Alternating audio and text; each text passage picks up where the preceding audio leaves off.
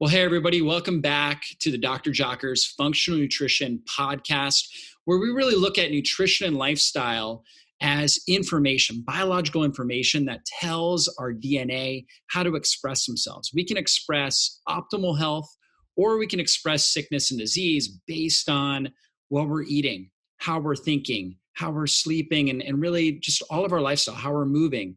So all these things are so important. And I've got a great guest on today with me. This is Autumn Smith. We're going to talk a lot about organ meats, nutrient density. We're going to talk about really how she overcame a lot of her health issues with gut problems. And we're going to talk about some of the best foods you can be putting into your diet. And so Autumn is the co-founder of Paleovalley, which is an amazing company. Many of you guys have probably heard of them. We're a big supporter of their products. I use them personally. She also has co-founded Wild Pastures. She holds a master's in holistic nutrition, she's a certified eating psychology coach, and a certified FDN practitioner. Her passion for health began with her own struggles with IBS and anxiety. Despite a career as a professional dancer and celebrity fitness trainer, Autumn's own health was in shambles. She was desperate for a cure, and she and her husband Chaz stumbled upon the paleo diet in 2011. That was really when it was first starting to get some mainstream press, right? It was starting to really spread at that point. Within a month of beginning it, her health was completely transformed. Autumn then made it her mission to share the information she had learned with as many people as possible. And she's a co-founder of Paleovalley, an organic whole food supplement and paleo snack food company that prioritizes nutrient density and food quality. In 2018, she took things a step further and launched her second business with her husband, Wild Pastures, a regenerative pasture-based meat delivery service. Wild Pastures makes supportable, sustainable agriculture and local small farms easy for consumers. She lives in Boulder, Colorado with her husband and their son, Maverick. And so we were just talking about that. And her son is 4. I've got twin boys that are 4. So we have a lot in common from that perspective. Autumn, welcome to the podcast. Oh, thank you, Dr. Jockers. It is such a pleasure. I'm such a fan of your work and love to hear that you enjoy our products. And thanks. Absolutely. You guys make top of the line products. So really, really enjoy them. I was just talking about the beef sticks, right? Which I do want to get into as we get going, because these beef sticks are great. They're fermented with a probiotic in them. My kids love them. I really enjoy them. One of the best things you can be doing if you're on the go, right? So really good on the go food that's great for your blood sugar, complete protein source, fermented, it's got probiotics in it, easy on the digestive system. So really great stuff. But Autumn, first I want to get started by really understanding your story and how you got into this. Yeah, of course. Well, thank you for your compliments.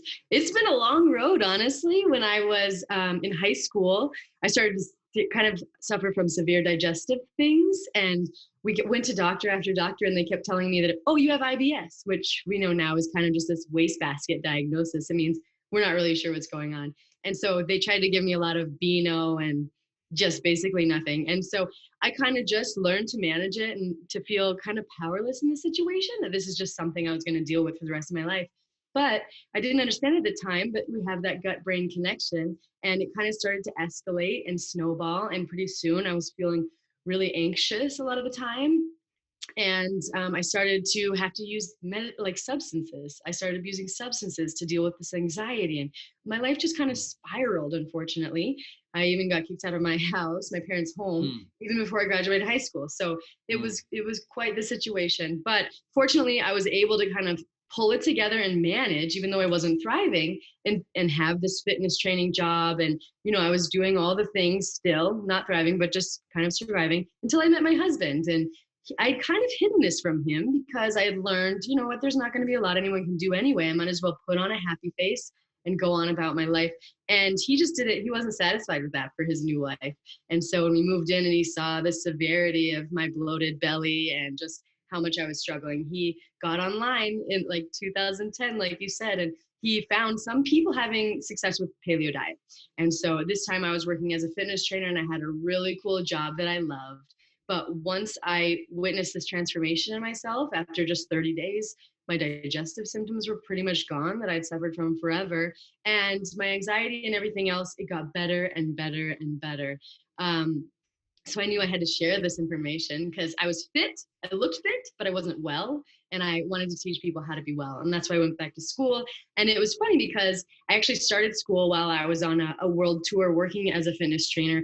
And so I kind of knew about this connection. I was trying to find high quality beef sticks. I'd found some grass fed beef sticks, and I actually had my husband bring them over in a suitcase when he came to visit me in France. And I ate them, and they still, like, something in them didn't make me feel quite right. And so that's when I really started digging into the manufacturing practices around that and thinking, why are we using ingredients like encapsulated citric acid? Why is that this industry standard when our ancestors fermented them? And so that's where the beef stick idea came from. And that was our flagship product.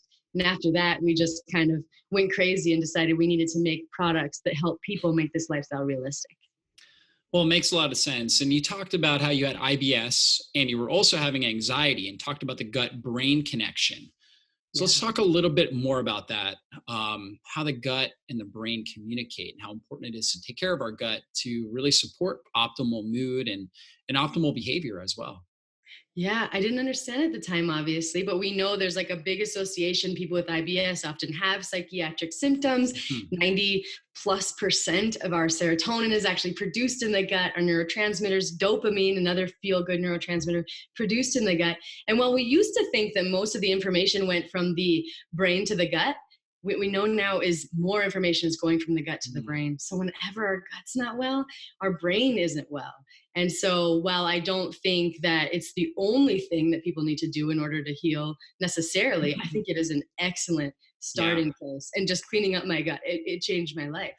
Yeah, it makes a big difference. And so you went on a paleo diet. So Yeah. you were probably consuming a lot of grains and you came Oh, off of the grains, right? Would you credit that as one of the big factors? And then you focused on, I guess, more sustainably raised animal products. What were some of the big factors there in that um, 30-day transition? yes, I was clueless because I grew up with that a calorie is a calorie. You just count your calories Yeah. and everything's going to be fine. And I was a ballerina, so I was very, aware of that. And so I was eating terrible things, protein bars and candy. And so yes, the grains, I'm definitely very gluten sensitive, I've come to Yeah. realize, but there was just a lot of things in my diet that needed to go. And so it was definitely like taking those out of the diet. But then also, we just started shopping at farmers markets and got fresh produce every single week and really addressing the quality of our animal products, only sticking to, pasture raised pork and poultry and chicken and wild fish and 100% grass fed and finished animal products. And it was just like a fog cleared for me.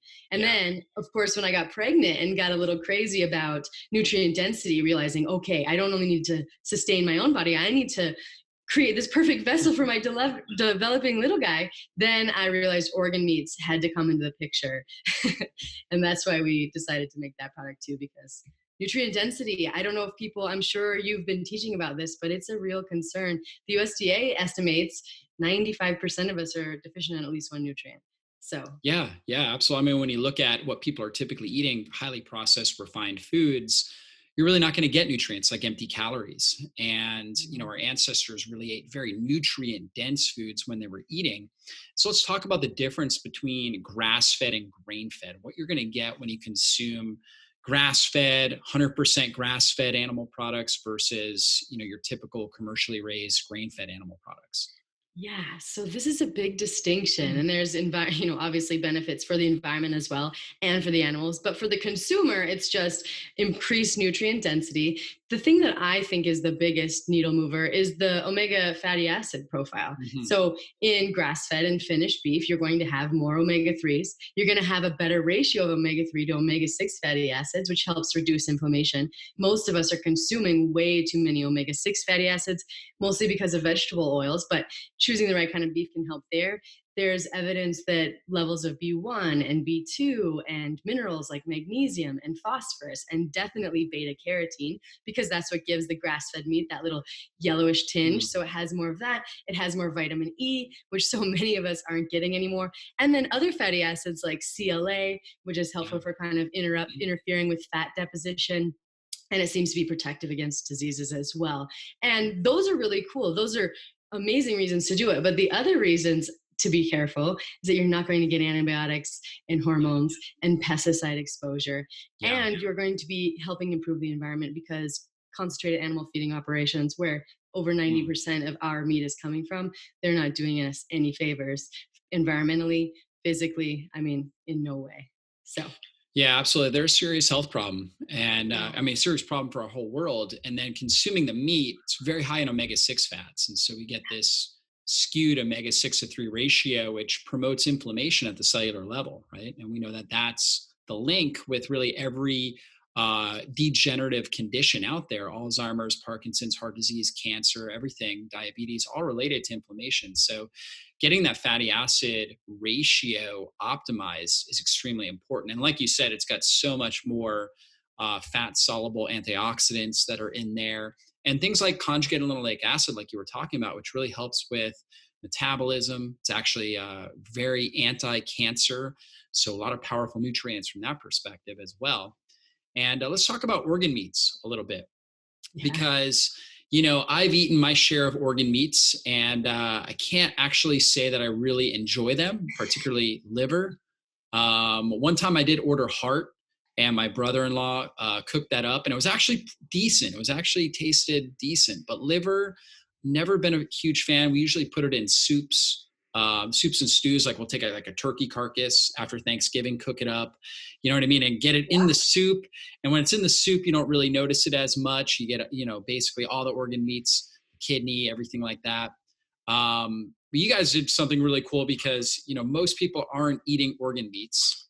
So you made a great little organ meat, organ complex supplement here. So let's talk about the benefits of organ meats. Yeah. And first, let me say I commend you, because my husband, when we realized, okay, I need to start eating organ meats, I would freeze it, put it in little balls, and try and like bypass the taste buds. He would try to sneak it into meals. But you might imagine, coming from my like calories a calorie processed diet, I couldn't do it. And so that's why we decided to make it, because organ meats, like you said, they were revered by our ancestors, and they were given to the sick and the pregnant, and they even had this principle that like cures like. They believe eating liver was like a liver cleanse kind of thing. And Yeah. so, and also, if you just look at the nutrient density, it's incredible. I mean, it blows steak and chicken and carrots, all of them, out of the water. I know you're probably familiar with Matt Lalonde, but he did this nutrient Mhm. density rating scale, and organ meats are right at the top. So Yeah. also, there was a Columbia University study or kind of review, and they decided what were the best foods for mental health, and organ meats again. So even though we've kind of like they've fallen out of favor, they're definitely something that we all need to be consuming more of. Their benefits are endless. This I just learned in 1934, maybe you know this, the Nobel Peace Prize went to 3 physicians who cured anemia with beef liver. Really? And I yeah, didn't know and that. it's funny. I know, Yeah. because there isn't a ton of iron in it, but what it does have is the retinol, the vitamin A, the Mm. preformed vitamin A, and the Yeah. copper that are necessary for, Mm. making hemoglobin. And Yeah. so there's that. There's also this unidentified fatigue factor, which is why athletes have been using it for centuries. They had like little rats, and they put them in this drum of water, which is mean, but it's the way that they conduct research. And then some of them got B vitamins, some of them got a regular diet, and some of them got organ meats. And the ones that got the B vitamins in the regular diet, they could swim for like 13 minutes. And the ones that had organ meats swam for until they finished the study. They just had to cut them off like 60 and 80. So that's kind of got what made me really want to create this product, is when I did get Yeah. myself to eat liver, the energy is out of control. I also had skin issues, and we know retinol is a Mm. big deal for Yeah. skin, for your immune system, for reproductive health. And the B vitamins, it's nature's most potent source of natural B12 and vitamin A, and also has all of those minerals that we can't make in our bodies, and that we are not getting from the soil today because the levels have been on the decline. So those are my big reasons I love organ meats. But I'm sure Yeah, you, absolutely. Well, a lot of people think, well, I'll get my vitamin A from eating carrots, but carrots are beta carotene, which is a water soluble form of vitamin A. And it's not the actual preformed fat soluble retinol that we're really using. So there's a much lower conversion. We're really not actually providing a whole lot of vitamin A, even though it might say, 100% vitamin A or whatever it is, because it's beta carotene. So that retinol, that's key. We find that in egg yolks, grass-fed butter, organ meats, as one of the best sources there. Our organ meats, liver would be the best source, right? Egg yolk maybe second. Yeah, I think yeah, that's the yeah. case. Oh, definitely. Yeah. Yeah. And that's just so powerful for your immune system, your eyes, right? I mean, you think about it, we have a retina and we have retinol, right? So really good for helping prevent against macular degeneration, cataracts, different things like that. Really important for brain health as well. Vitamin A, key for brain. And then on top of that, in your organ meats, you have mitochondrial support nutrients, right? And that's, I think, the big factor there with the energy is that typically when we have fatigue, it's a mitochondrial issue, and supporting coenzyme Q10, carnitine, different things like that. I mean, they call it carnitine because it was actually found in meat, right? It's like carnivore, carnitine.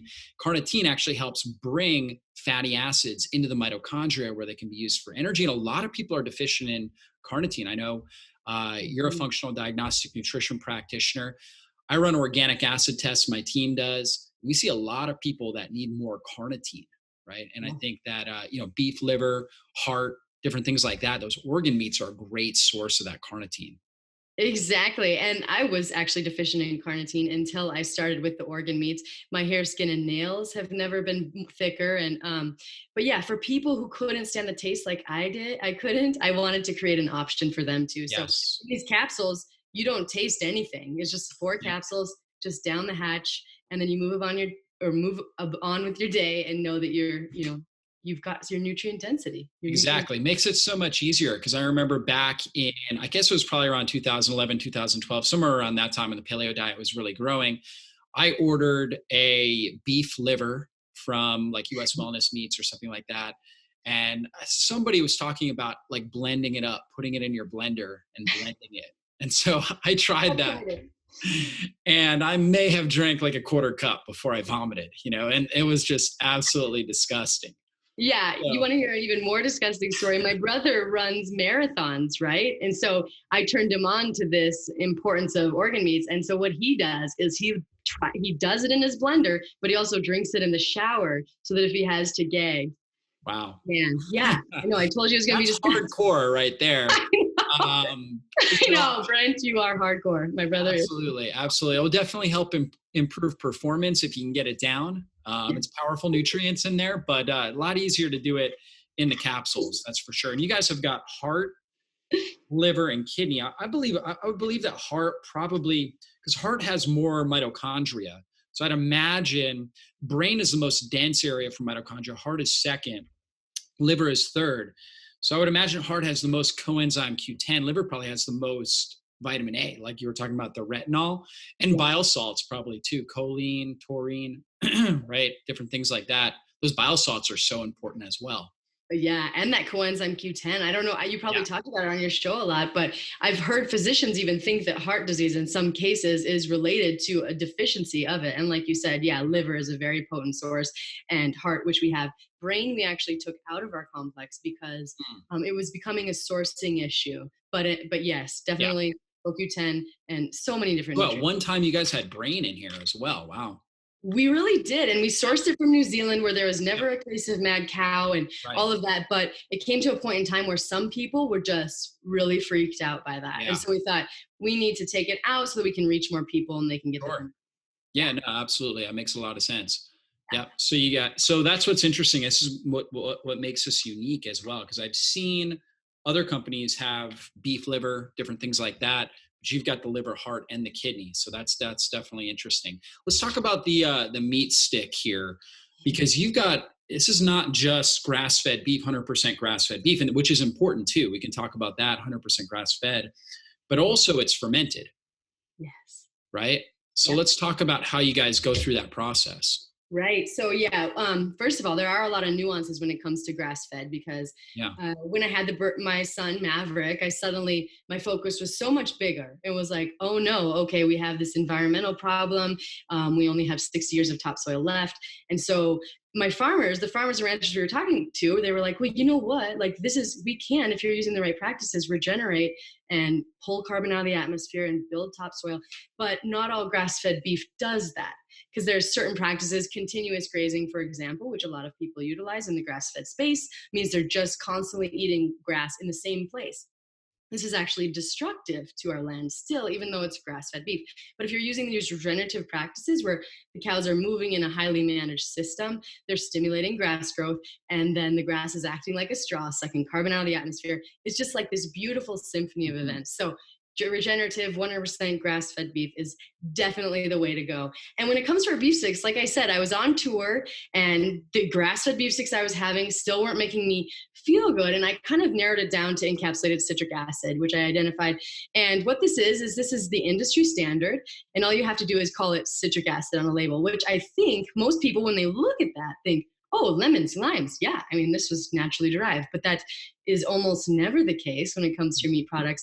And what they do is basically take corn from, corn syrup, and they feed it to sugar, and then it creates this process, and then they coat it in hydrogenated oil. So that little ingredient that melts into your product to drop the pH is essentially GMOs and hydrogenated oil, which we know is terrible, and it doesn't have to be labeled.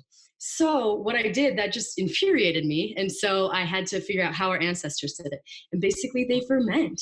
All you do is you add bacteria and sugar, and then it kind of eats it. We use dextrose, non-corn dextrose. And then the bacteria consume that. And then it naturally preserves it, drops the pH, and then you're golden, and you don't have to add any weird, crazy additives. And so I think at one time, I can't always say this because every batch varies, but there was about 1 billion CFUs per stick when we did a certain. And what bacteria are you guys fermenting that with? Oh, that's actually a very good question. Yeah. I don't actually know what bacteria we use, but I will find out for you. Yeah, that would be interesting. I'd be interested to know. And the dextrose, I saw it's coming from cassava, right? Yes. From tapioca, which is a great prebiotic source. Exactly. And you'll see that there's 0 grams of sugar per stick, which is because, like I said, they're eating that, they're consuming that. So a lot of people are worried like, oh, there's the dextrose, but yeah, that's basically consumed by the end of the product. Yeah, and when they're fermenting, they're not just populating bacteria, but also you've got enzymes in there as well. Yeah. Right, which helps support the digestive process. And especially when you're eating on the go, I see one of the biggest problems we have in our society, it's not just the food choices we're making, it's also our idea around food. We're oftentimes on the go, we're busy, we're not taking time to take deep breaths and get in a parasympathetic nervous system state and produce our digestive juices. So it's great when we have foods that have preformed enzymes that are helping our body metabolize it more effectively. And actually kind of leads us also into this product here, the apple cider vinegar product as well, right? And so apple cider vinegar is a huge, it's really good to just have a little apple cider vinegar and water before meals, helps stimulate all your digestive juices, right? This is something I've been teaching for years, and you guys capsulated it. And it's also got turmeric, ginger, cinnamon, and lemon, which are all carminative herbs that all help stimulate digestive juices. So what was the thinking behind this right here? Yeah, that's interesting. So when my husband and I got married and we had our Maverick, we decided, okay, we want to live as long as possible. And so the first thing was we need to find this morning cocktail that we could drink every morning to improve our longevity. So we read about all the benefits of acetic acid and apple cider vinegar.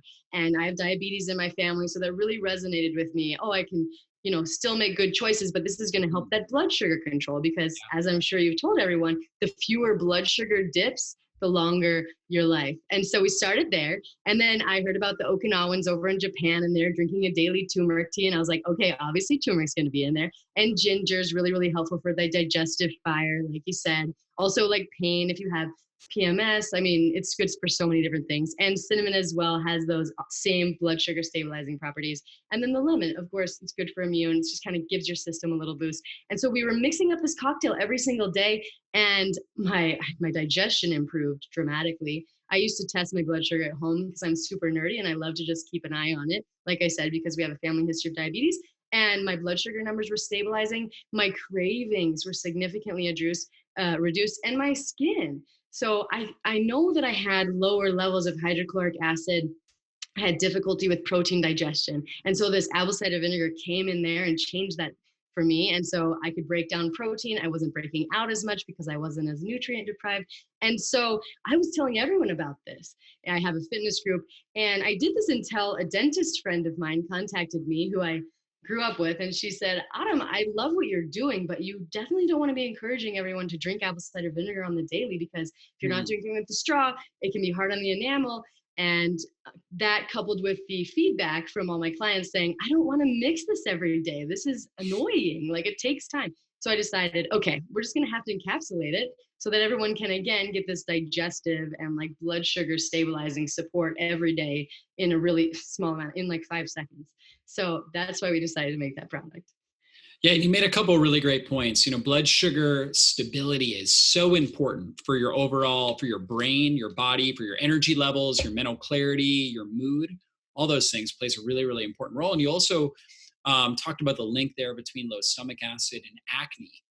And Yes. that is well thought out in the research that acne oftentimes is very much related to a low stomach acid level, right? And can you talk a little bit more about that? Yeah, because if you don't have stomach acid, there's two things that happen. First of all, your proteins aren't going to be broken down, and that's very important for blood sugar stabilization Mhm. and just for nutrients. Also, your minerals won't be as well absorbed, Mm. critical for your skin, Yeah, especially something like zinc. yeah. And you're also more susceptible because stomach acid basically is like your first line of defense against pathogens and anything that's not supposed to be getting into your digestive tract. So when it's not adequate, you're not getting all three of those things happening, which Mm. can lead to breakouts. You're nutrient deprived. You might have parasites. You're more susceptible to bacterial infection and all of that. And your mineral status is going to suffer. So for me, it was really, really, and also it's not like as scientific, but the cravings I wasn't having Mm. didn't lead me to be eating processed foods or having to have these cravings and then making a whoops decision or whatever. And I think that helped my skin too and the inflammation in my body. So Yeah, absolutely. Absorbing those minerals like zinc, super, yes. super important there. Yeah, and really the three best things for stimulating digestive juices are ginger, apple cider vinegar, and lemon or lime. And you basically have that in there. And then you've added the cinnamon, which has a great blood sugar stability effect, helps improve our body's ability to clear the bloodstream, but also just improve the insulin recognition at the cell membrane level. And then you've also got turmeric in there, right? Which obviously is one of the most powerful antioxidants and anti-inflammatories. Yeah. So yeah, really powerful cocktail right here as well with the apple cider vinegar. Yeah. So yeah, really good stuff. Let's talk about, obviously you've got a 4-year-old, I've got 2 4-year-olds and a 22-month-old who you met. She wanted to come in and meet you actually. So So she snuck in precious. my room right before we started recording.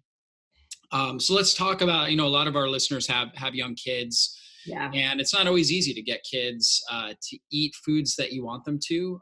My daughter threw a bowl yesterday, shattered it all over the floor, which is not uncommon. No. Oh, So she's yeah. at that stage. So let's talk about some food strategies you use with your son Maverick.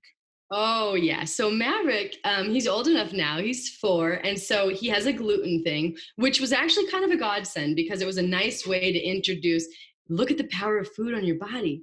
Because when he consumes it, he gets a cold sore or he'll get like itchy palms. And so for us, it was, now that he's old enough, it was important to establish consequences. Like, we don't use food as a moral issue. It's not good or bad. Eating certain foods doesn't make you good or bad. It just means you're going to have to deal with the consequences. And the other major things that we put into his diet are definitely learning to stabilize his blood sugar. We have a lot of really high quality animal products. Protein is a staple in all of his meals. And we're definitely educating him about that as well, slowly. He really loves his gluten-free bread, and we of course do that, but we keep it out of the house for the most part. Yeah. And the way that we keep him from feeling deprived is on Fridays we go, okay, it's Fun Food Friday. Like, you want to have a treat? Let's go out. We're going to make it an event. It's usually he decides where we're going, and then he really, really looks forward to it. But I can tell you the effect on my little guy is profound when when we're traveling and he's not like on. And sometimes he's really picky. And I've kind of come up with this. I read this awesome book. Have you ever read the book Cure Your Child with Food? No, I haven't. I don't know, Kelly Dorfman. She is like rocking my world lately. She has this eat program for picky kids because a lot of children Mm. are on the white diet. And so it's basically just you choose a food that's kind of similar to the food that they're already consuming, and then you eat it, and then you basically just just one Mm. bite a day for a period of 2 weeks, because a lot of times kids just need to acclimate. They hate something at first, Most and then definitely. if you keep the repeated exposure, like, I didn't know in Mexico they give babies hot sauce at like 9 months. And so it's just this constant process of, okay, just one bite, just one bite. And so that's what we do. We try not to make it a battleground. Sometimes it ends up like that. I think that's just parenting, but those are some of the things that work for us. We've been there, that's for sure. But yeah, number one, we start by just making sure our kids always have nutrient dense foods around, right? That's really what they're always having. Like fruit is dessert, like that's candy to them, is eating strawberries and blueberries and things like that, cashews. That's that's dessert. That's what they love. And then just trying to do our best to make sure that they're eating really nutrient dense foods, especially when they're hungry. You start them out with the most nutrient dense foods, because they get a little bit more bored as the meal goes on, and they want more flavor. So I think giving them a really good start is always key. But I found that, my kids really enjoy these beef sticks, right? Which is great, right? So I'll say, hey, they'll finish their meal. I'm still hungry, right? Which when you have young boys, you hear that a lot. I'm still hungry. And I pull out the beef stick. I'm like, you guys want a beef stick? Yeah, we want a beef stick. Oh, So that makes me so happy. My little guy loves the teriyaki. What are their favorites? I don't even know. I think this is just the regular, actually. I'm not sure what flavor this one is. Yeah, that makes me happy. My little guy's pretty picky, but he'll always do a beef steak. He does. He really loves them, and we carry them everywhere. And they have seriously been a godsend because, kids. It's hard to find something they love. That's right. Super helpful. And I found that, most of the beef jerkies and things like that out there all have a lot of sugar in them. Oh, yeah. I don't understand it. Know, right? Like when I want savory, I don't want sweet. No. You know what I mean? Like I don't like sweet and savory. I like savory or sweet. Completely agreed. I know. And I love, I just don't understand why sugar or even fruit. I don't know. Because when you have high quality animal products, they taste delicious. You just put a few spices on them and you're golden. But yeah, I do not understand it. Sugar is everywhere. Literally, I have to go kind of crazy when I'm at the supermarket, just making sure that nothing, because if you don't pay attention, all of a sudden your meat has sugar, your juice has sugar, your bread has sugar, and it gets out of control. So you got to be careful. You got to be careful. So Autumn, what are if you could only live on 5 foods, right? What are your top 5? Now, is the goal longevity or enjoyment? Combination of both. Okay. All right. 5 foods. Ooh. Well, I'm going to have to say organ meats, but I don't want to actually eat them. I will have to just use them because they just make me feel so great. That would be your go-to supplement. That would be my go-to supplement. The other food is, you're going to laugh at this. Every day I drink this gigantic green shake. And basically, it makes my brain turn on. I just feel incredible. And so my kale and my romaine, and I would have to go with the greens. What's in the green shake? Yeah, okay, this is what's in the green shake. I do romaine, and then I do like this super green blend, and then some spinach, and then maybe like our collagen protein powder, and just like a few blueberries. I'm really into the brain health. Blueberries are great for the brain, and that's it. So my husband, it's just because it makes me feel so great. It's what I do. And you can add like 3 strawberries. That makes it really, really good too. Just a little more fruit, but not too heavy on the fruit. So definitely my green shake. Obviously, I would have to go with Brussels sprouts. Those are my all-time favorite food. Yep. Okay, some Brussels sprouts. And you like them steamed or roasted? Oh, roasted. All day. Yeah, with a little balsamic, maybe some olive oil. Oh, I usually like get 2 orders at the restaurant. That's sometimes only meal. Another one would have to be, a really high quality, like a good cut of steak. I think I could live on forever. And then the last one would be pineapple. I like it. Critically, or nachos. If we could do like a paleo type of nachos, that's actually my favorite food. It's just not something I eat all the time. Yeah, absolutely. Yeah, my wife loves the cassava. They're like what are they called? Like a Cheez-It type thing, but they're made out of cassava. Yes. Well, I don't know. Is it Siete brand? Yeah, I think so. I can't remember exactly what, but they taste amazing, right? Oh, they're so good. Yeah, I don't usually eat bagged things, but you got to be careful with some of those things, right? Because even with using healthy ingredients, you can make some of these processed foods, almost irresistible, right? Absolutely. And then your blood sugar. So Yeah, yeah, like exactly. those. I'm a steak and Brussels sprout guy as well. I love that. I love broccoli with butter, steamed Oh, broccoli, grass-fed butter on there, some herbs. yes. I love herbs on everything, like oregano, basil, thyme, all those Mediterranean herbs. To me, like make everything taste great. 100%. And I would have never said that I could be so satisfied by such simple food, but really, when they're good quality and you pair it with Yeah, herbs and spices, and sometimes I even double the amount of herbs and spices because we know they're yeah, very high in antioxidants and they have all of these absolutely. undocumented benefits. So I'm totally with you on Yeah, that. we should be able to smell our meal, right? Should have this great aroma to it.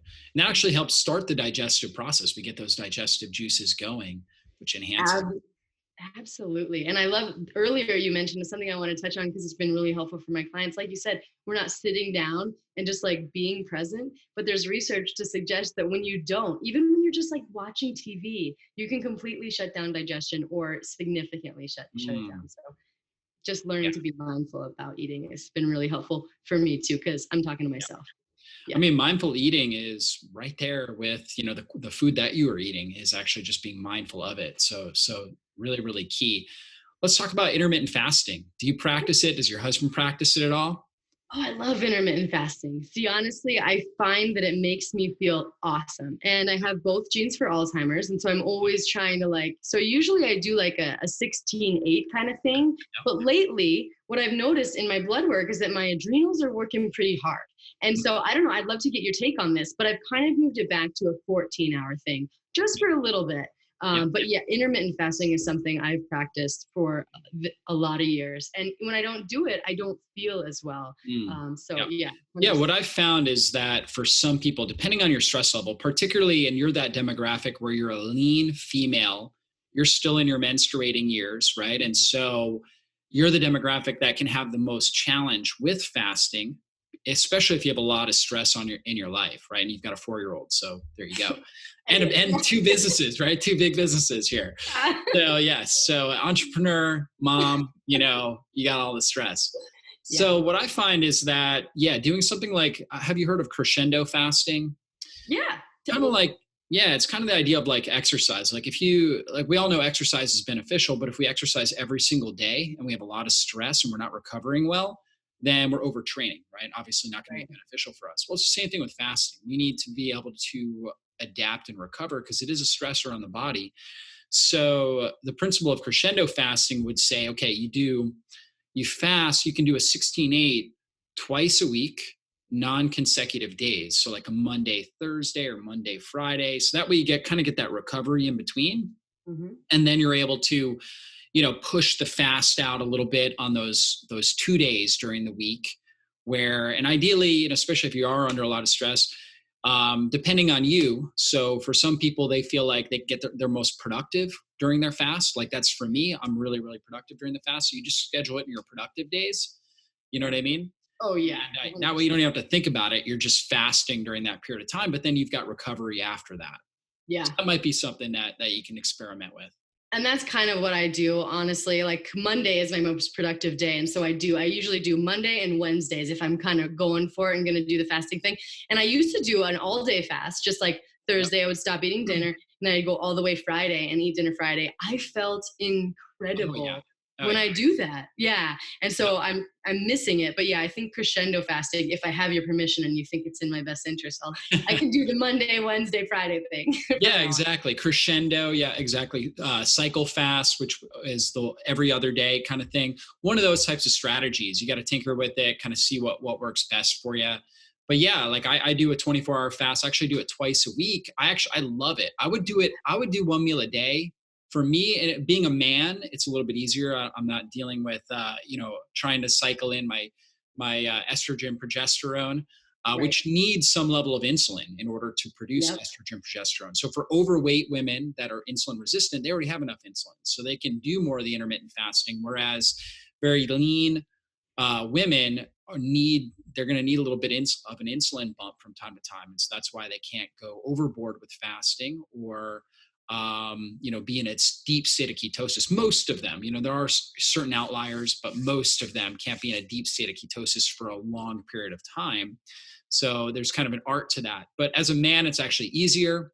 Yeah. Um, and I find that my brain and my productivity are at the best when I'm doing one meal a day, but I lose too much weight, right? So that's why I only do it twice a week. The other 5 days, eating 2 meals a day.